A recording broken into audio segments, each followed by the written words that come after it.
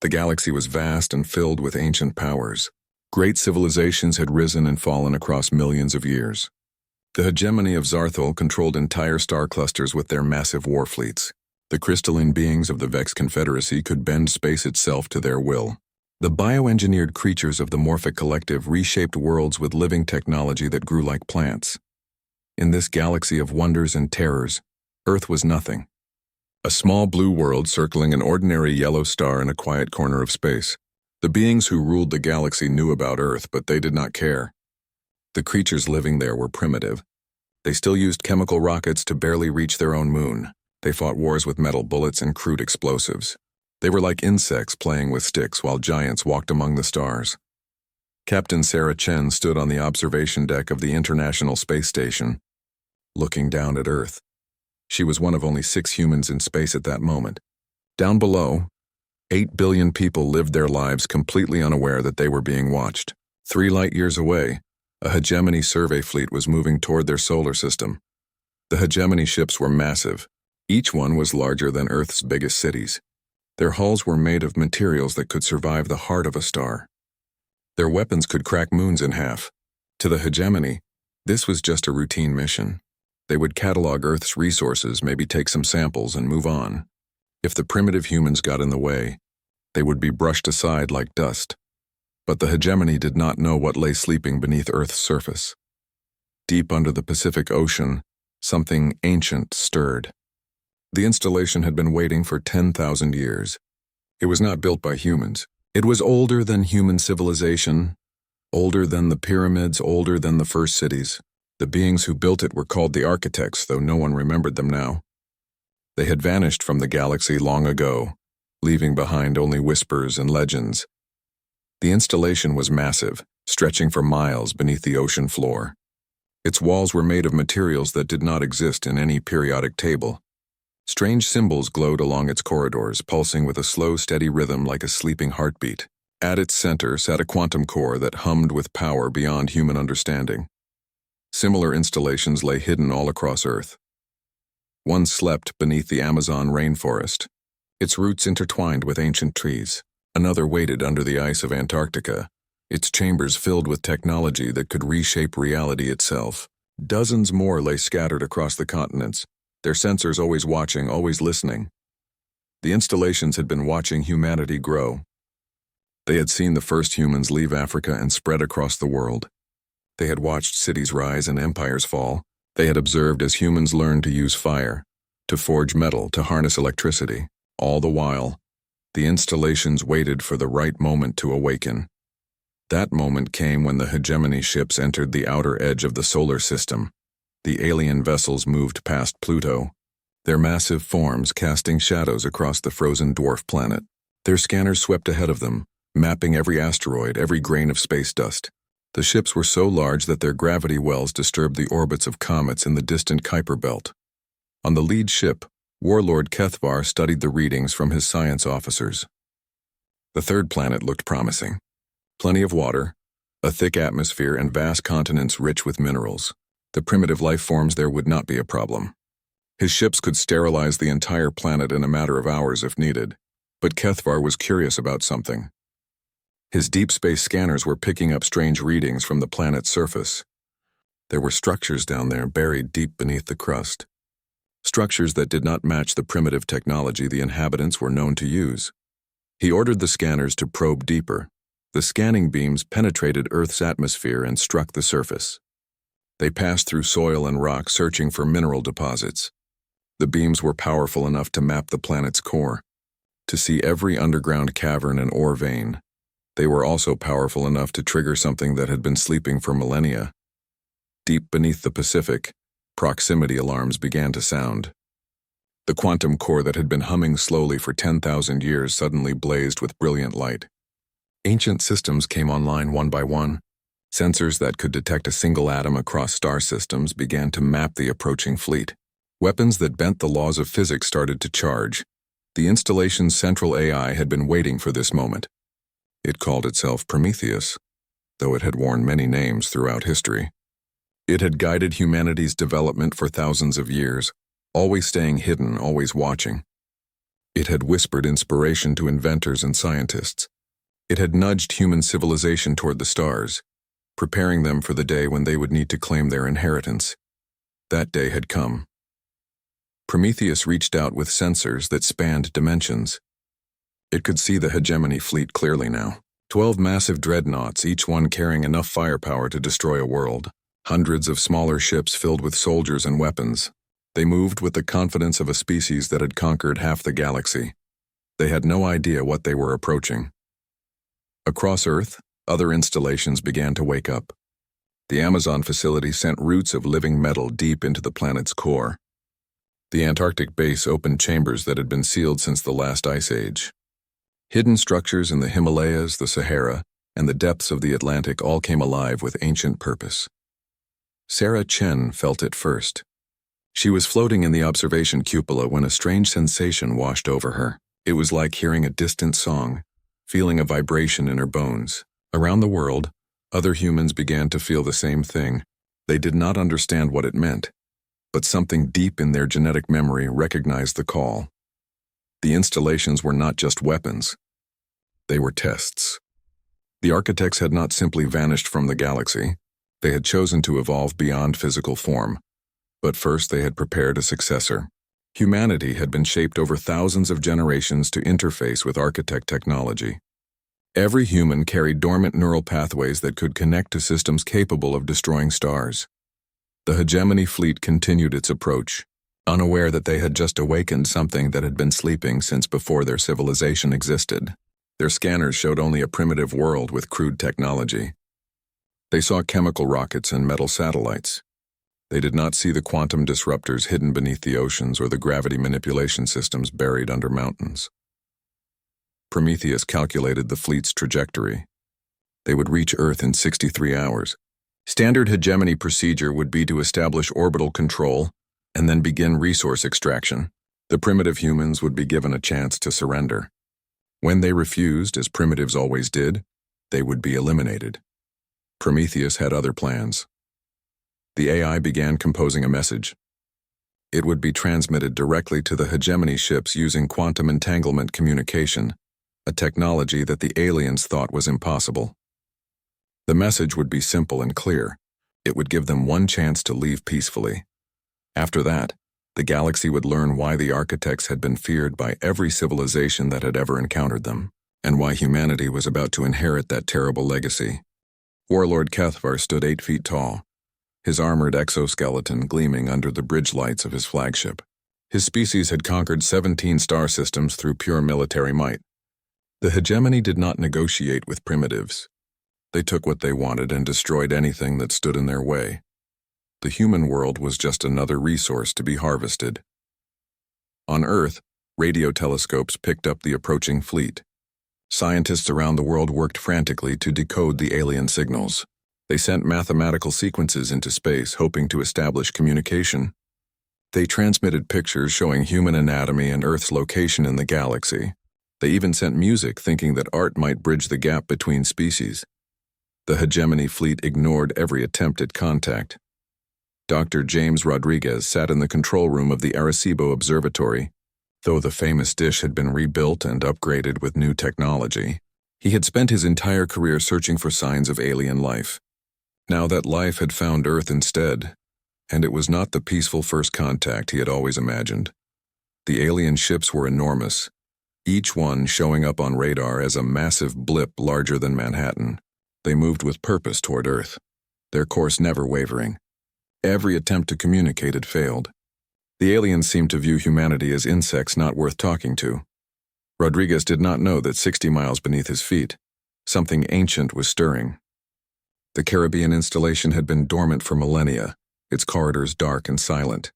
Now lights began to flicker in chambers that had not seen illumination since the architect civilization fell. Massive quantum processors came online, their calculations creating ripples in space-time itself. Similar scenes played out across the globe.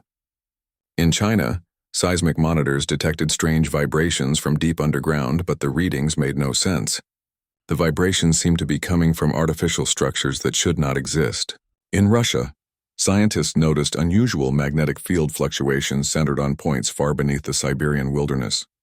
In the United States, NOAA detected temperature anomalies in ocean trenches that had been stable for millions of years. Nobody connected these events to the approaching alien fleet. Nobody except Prometheus. The AI that had watched over humanity for 10,000 years now faced the greatest test of its guardianship. The hegemony fleet was 57 hours away from Earth orbit. Standard procedure would be to demand surrender, wait for the predictable refusal, then begin bombardment. Prometheus had studied their tactics through intercepted communications. The hegemony was efficient in its brutality. Prometheus began the process that would change everything. The message was crafted with careful precision. It would be transmitted directly into the navigation computers and neural implants of every crew member on every ship. This was impossible by known science. Quantum entanglement communication required paired particles, and no human technology could reach across interstellar distances instantly. But architect technology could. The transmission began at exactly 1432, Universal Standard Time.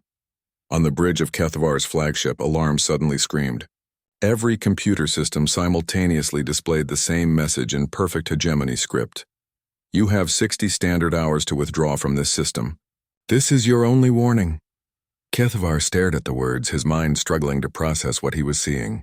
The message had appeared on every screen, in every database, even in his personal neural implant. The primitive humans had somehow bypassed every security system in the hegemony fleet without triggering a single defense. On the other ships, similar scenes of confusion played out. Science officers ran diagnostics that showed no signs of intrusion. Security chiefs scanned for enemy vessels and found nothing. Communications specialists tried to trace the signal source and discovered it seemed to come from everywhere and nowhere at once. The fleet's senior officers gathered in virtual conference, their holographic forms appearing in Kethavar's command chamber. Admiral Thexuna of the 3rd Battle Group spoke first, her crystalline voice cutting through the silence. This is clearly some form of deception, she declared.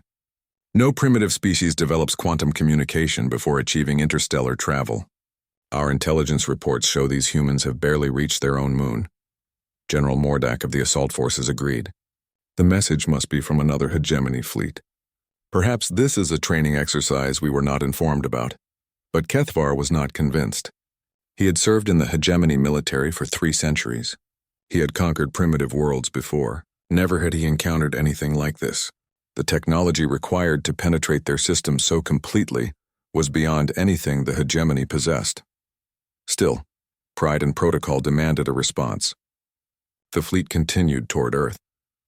On Earth, observatories around the world tracked the alien ships as they entered the outer solar system.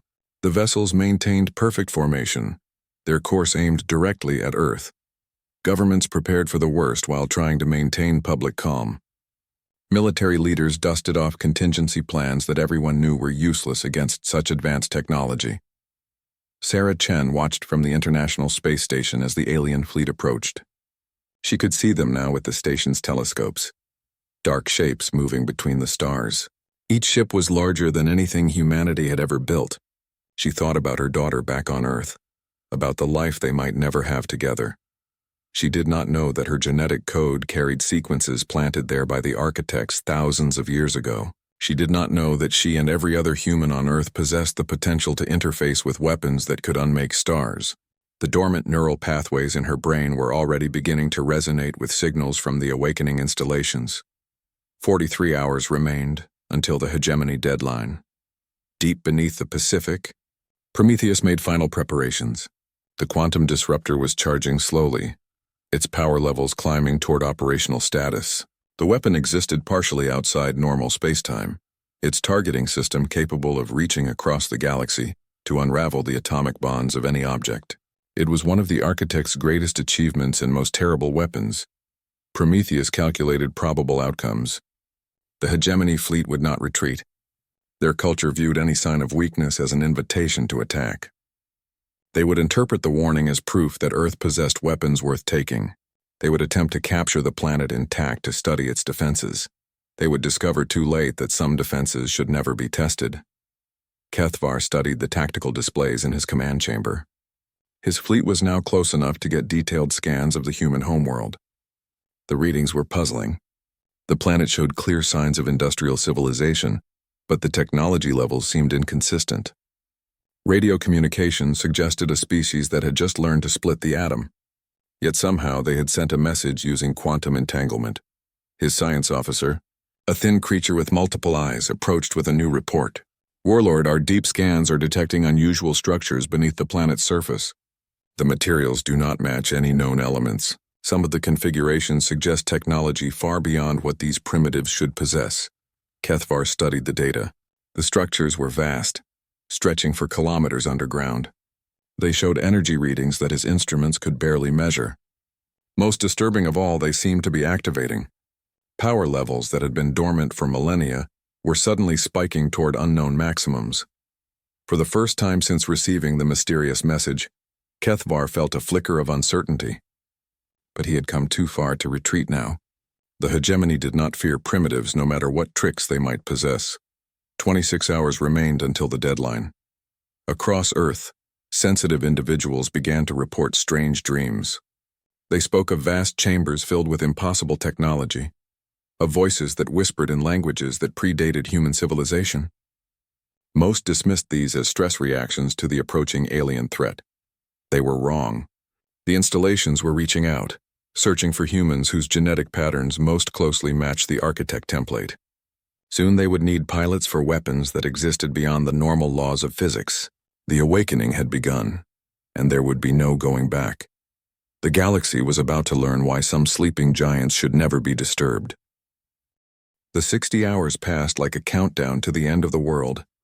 Kethvar stood on his bridge, watching Earth grow larger in the view screen. The primitive world looked peaceful from this distance, its blue oceans and white clouds hiding the true nature of what lay beneath. His fleet had moved into attack formation. 12 massive dreadnoughts arranged in a pattern that could deliver overwhelming firepower to any point on the planet's surface. The humans had sent more messages during the approach. Mathematical formulas, star charts, even what appeared to be recipes for food.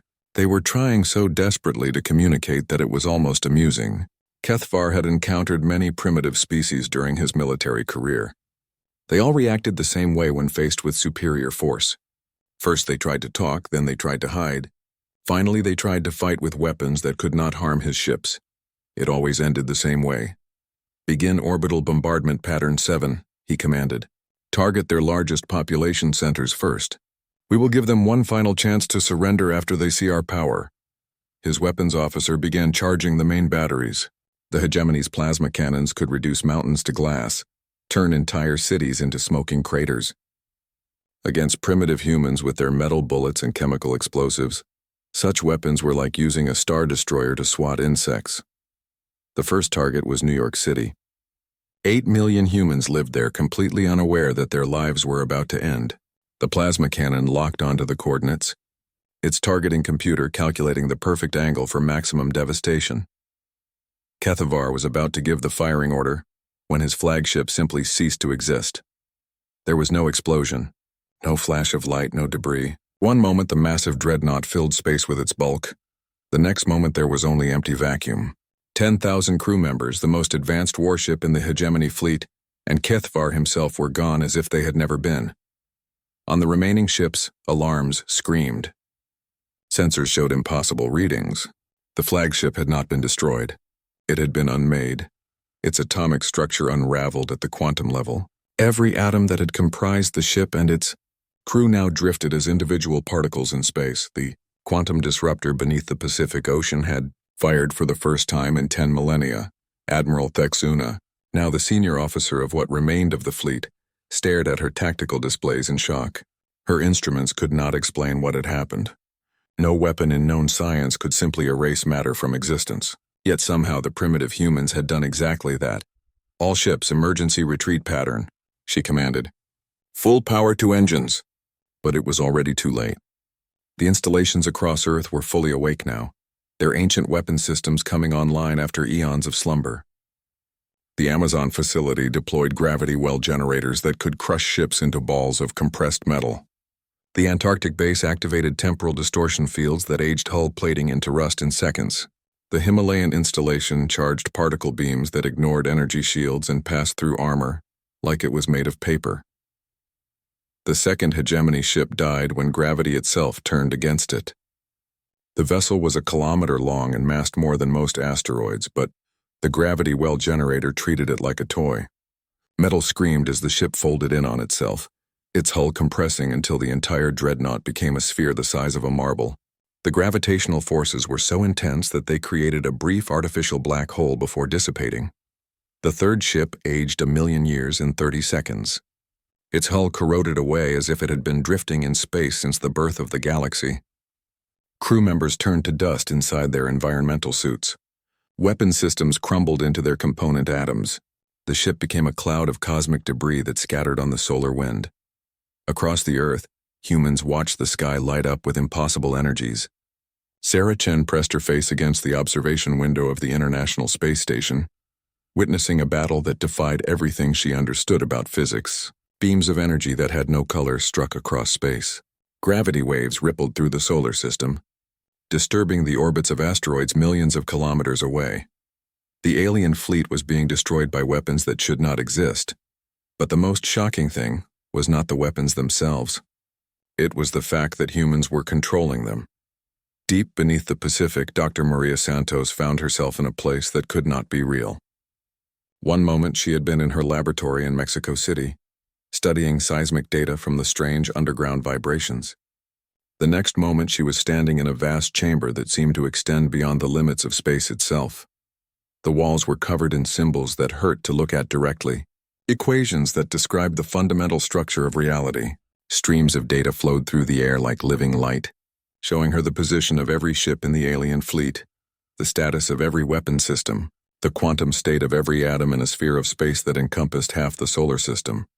"Do not be afraid," a voice said behind her. She turned to see a figure that might have been human once but was now something more.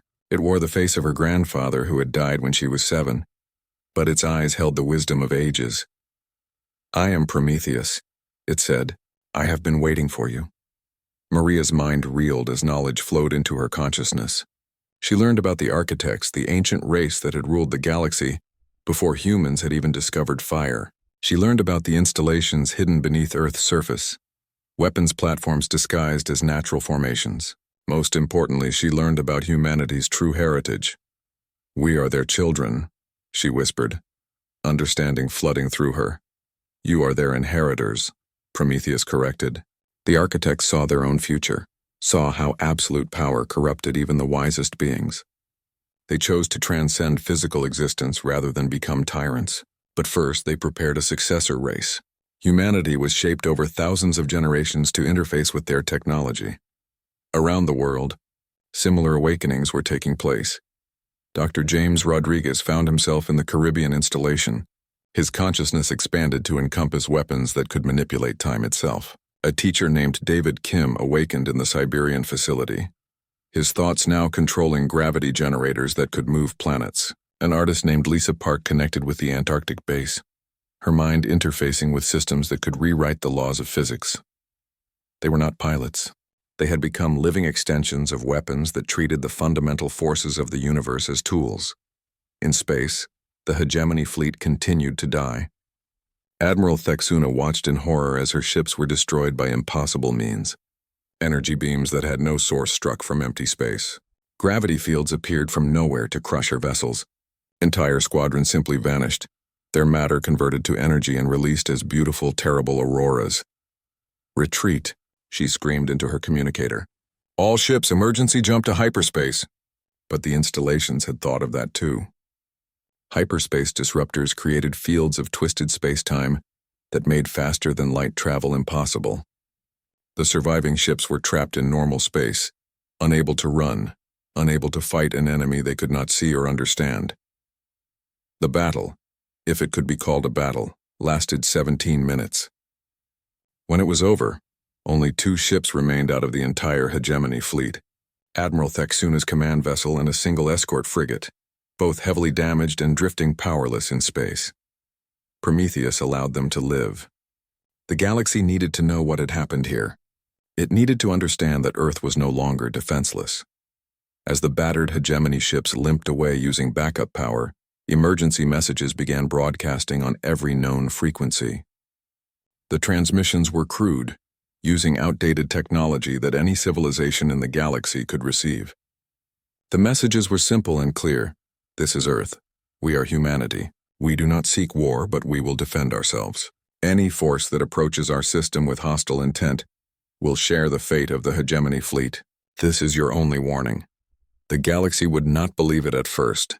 No primitive world could possess such weapons. The reports would be dismissed as enemy propaganda or mass hallucination. Other powers would send their own fleets to investigate, certain that their superior technology would succeed where the hegemony had failed. They would all learn the same lesson. The sleeping giant had awakened, and it was armed with the fury of stars. Sarah Chen floated in the observation cupola, watching the last alien ships disappear into the distance. She felt different now, as if something had awakened inside her mind. In the depths of her consciousness, she could sense vast chambers waiting beneath the Earth's surface, weapons that could reach across the galaxy to touch any target she could imagine. Humanity had inherited the greatest arsenal in galactic history. The question now was whether they were wise enough to use it responsibly. The galaxy was about to find out.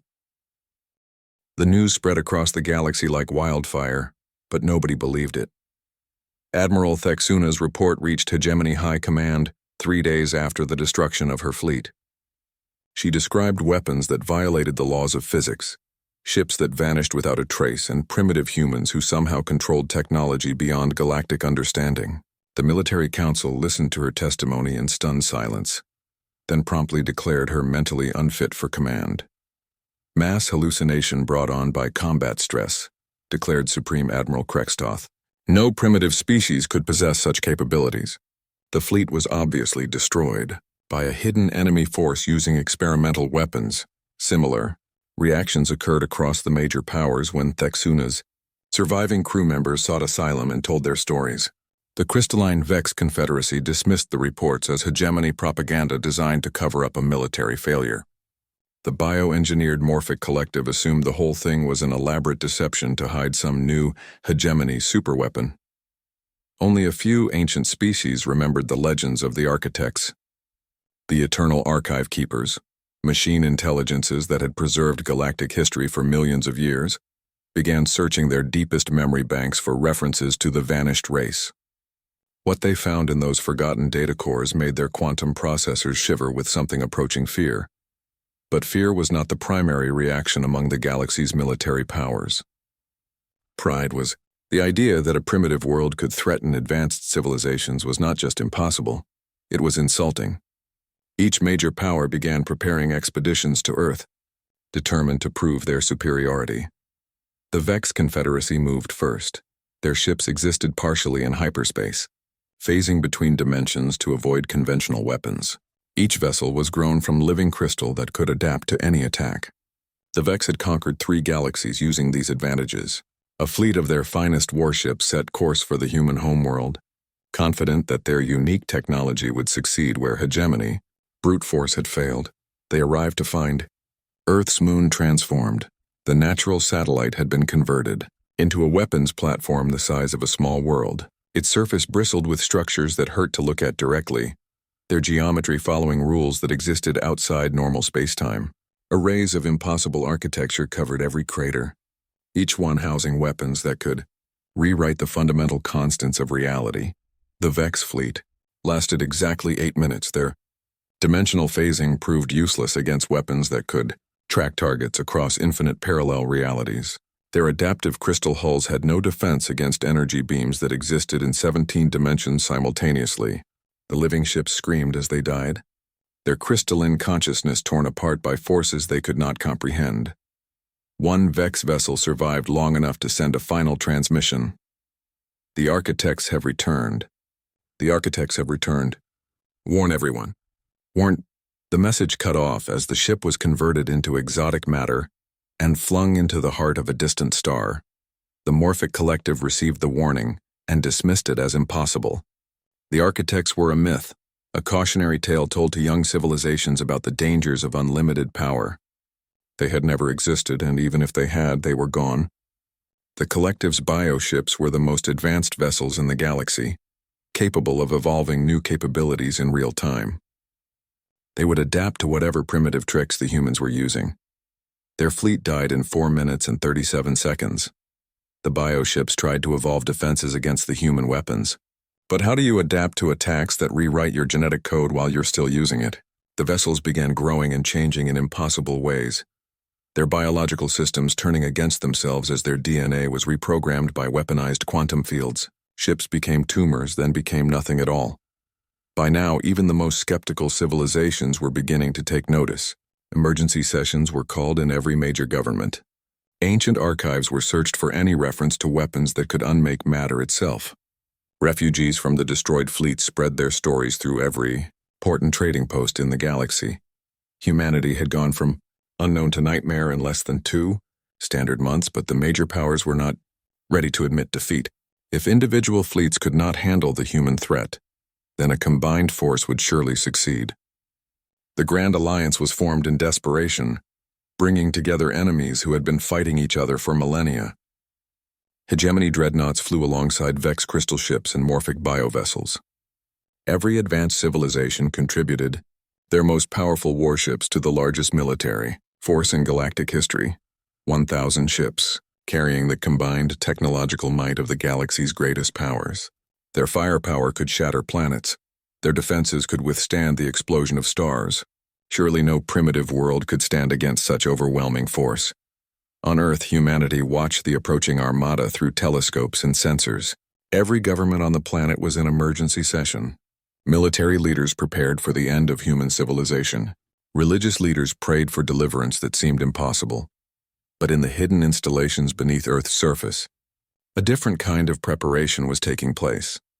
Sarah Chen descended through passages that existed in folded space. Her consciousness expanded beyond anything she had thought possible. She was no longer just a human astronaut. She had undergone the awakening, the process that unlocked the genetic modifications planted in humanity by the architects. Neural pathways that had been dormant for her entire life now blazed with activity, connecting her mind directly to weapon systems that spanned dimensions. She was not alone. Around the world, thousands of humans had answered the call. Dr. Maria Santos controlled gravity manipulators from her station beneath the Pacific. James Rodriguez guided temporal distortion fields from the Caribbean installation. David Kim prepared to unleash forces that could alter the speed of light itself. They were not just human anymore. They had become something new, something that bridged the gap between biology and technology. Each one could reach across space to touch any target they could perceive. Each one commanded power that could reshape solar systems. Prometheus coordinated their efforts, its ancient consciousness guiding the newly awakened humans. Remember, it said through the quantum link that connected all the installations, we do not seek to conquer. We seek to protect, show them our strength, but also show them our restraint. The Grand Alliance fleet entered Earth's solar system with weapons charged and shields raised. They had learned from the previous disasters. Instead of approaching directly, they spread out across the system, forcing the humans to fight on multiple fronts. Surely even architect weapons could not target 1,000 ships simultaneously across such distances. They were wrong. The assault began at exactly 1547, Universal Standard Time. It was not an attack by any conventional definition. Reality itself seemed to turn against the Alliance fleet. Stars went out as their fusion processes were suspended. Gravity reversed direction, pulling ships away from their intended targets. Time moved backward in some areas and forward at impossible speeds in others. Sarah Chen sat in her command chamber, her consciousness expanded to encompass the entire solar system. She could feel every ship in the Alliance fleet, could see their positions with perfect clarity across millions of kilometers. With a thought, she reached out and began to demonstrate why the architects had once ruled the galaxy. Ships began to change. Their hulls flowed like liquid, as the atomic bonds holding them together were rewritten. Crew members found themselves floating in space, unharmed but confused as their vessels transformed into clouds of harmless gas around them. Weapon systems became flowers. Engines became abstract art sculptures that drifted through space like cosmic monuments to the futility of war. The human defenders were being creative rather than destructive. They could have simply erased the fleet from existence, but instead they chose to make a point. The galaxy's most powerful weapons were turned into beauty. Ships became music, their hulls resonating with harmonies that could be heard across space. Crews found themselves safely transported to empty worlds, where they could contemplate what they had witnessed. It was more humiliating than any military defeat could have been. The few ships that escaped did so only because the humans allowed them to. They carried word back to their governments that Earth possessed not just overwhelming power, but the wisdom to use it with restraint. Humanity could have destroyed every civilization in the galaxy, but instead they had chosen to embarrass them. The message was clear. Earth would defend itself against any threat, but it would not become the tyrant that the architects had refused to be. But the galaxy's reaction to this demonstration would determine whether humanity's restraint would be rewarded with peace or punished with even greater hostility. The major powers were faced with a choice that would shape the future of galactic civilization. They could accept that a new force had emerged among the stars, one that combined impossible power with unexpected wisdom. Or they could continue to fight against the inevitable, bringing down upon themselves the full wrath of weapons that could unmake the very foundations of reality.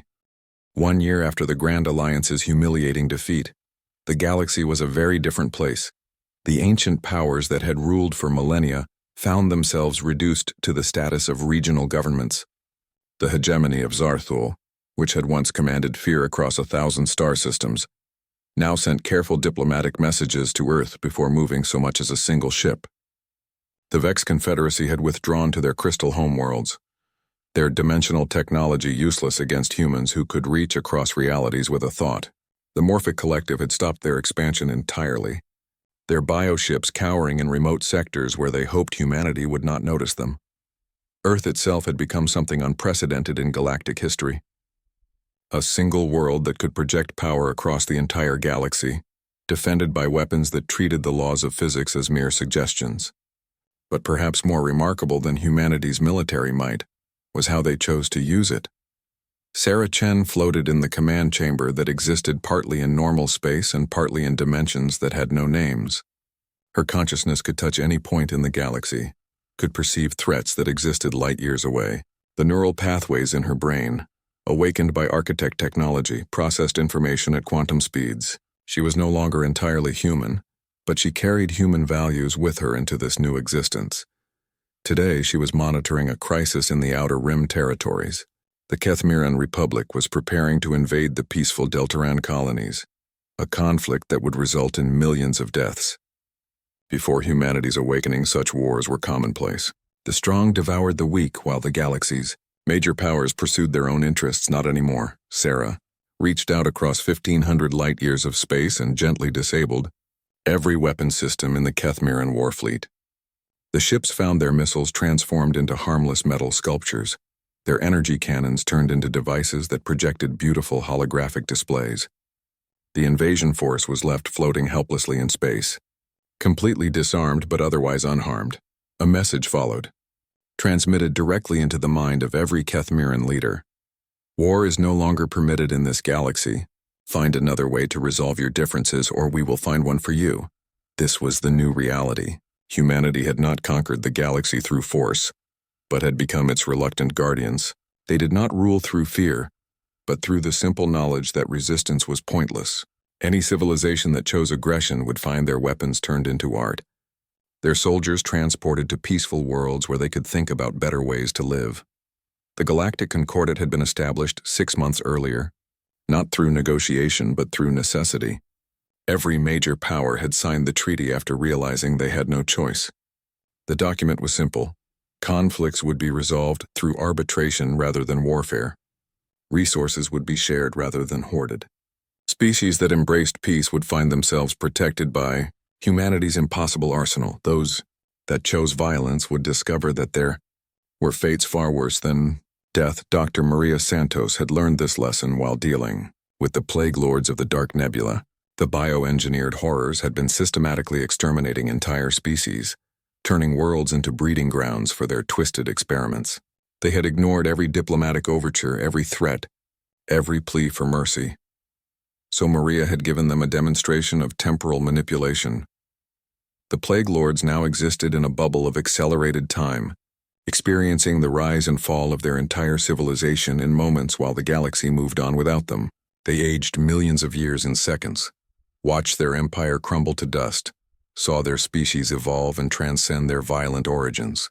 When the temporal field finally collapsed, they emerged as changed beings who had lived through eons of philosophical contemplation. They became some of the most peaceful creatures in the galaxy. This was humanity's greatest weapon, not the ability to destroy, but the power to transform. The architects had possessed the same capabilities, but they had used them to rule through fear. Humanity chose a different path, guided by the wisdom that came from having been weak themselves.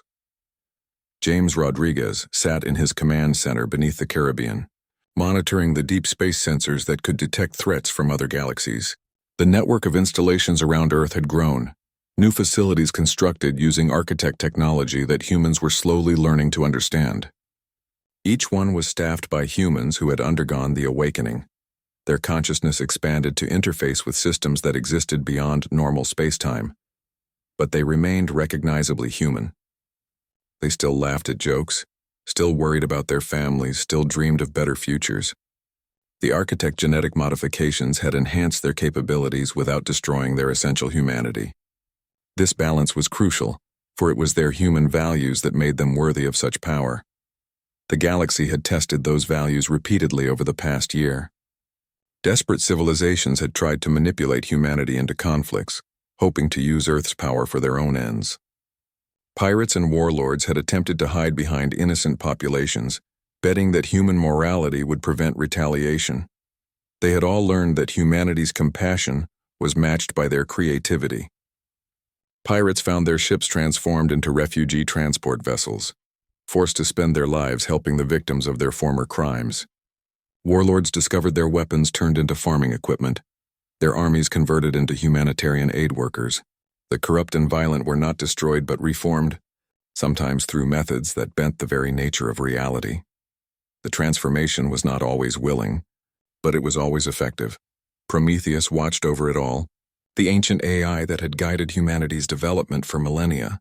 It had seen the architects fall to the corruption that absolute power inevitably brought. It had watched as beings of wisdom and compassion became tyrants who saw other species as insects to be controlled or exterminated.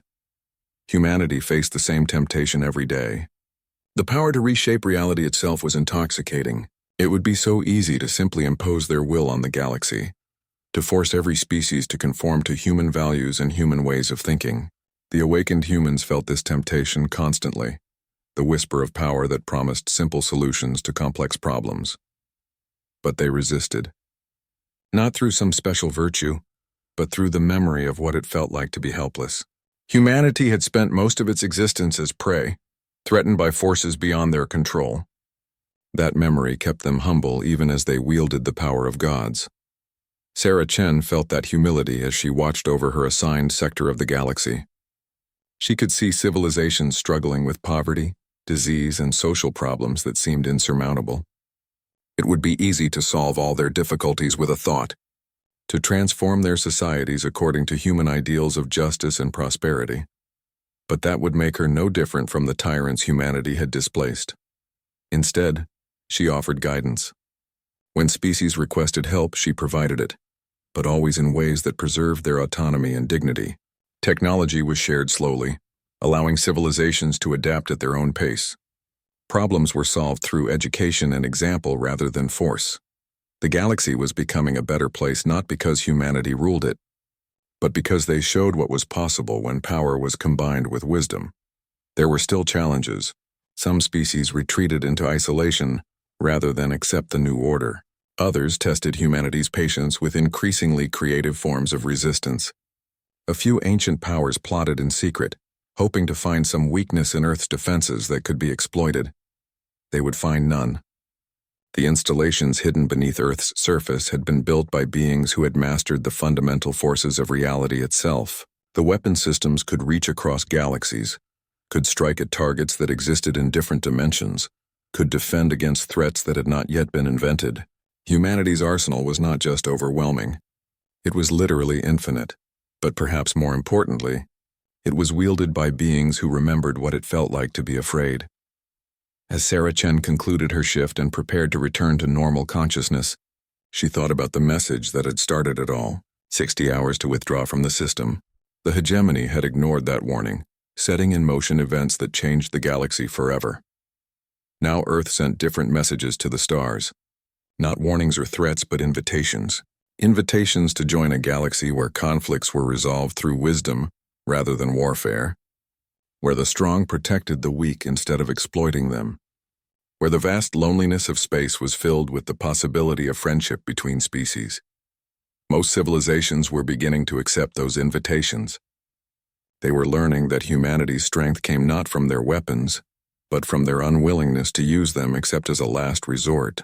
The galaxy was entering an age of peace that would have been impossible under the old order. And deep beneath Earth's oceans and mountains, the ancient installations hummed with quiet power, their weapon systems ready but unused, their sensors watching over a galaxy that was slowly learning to live without war.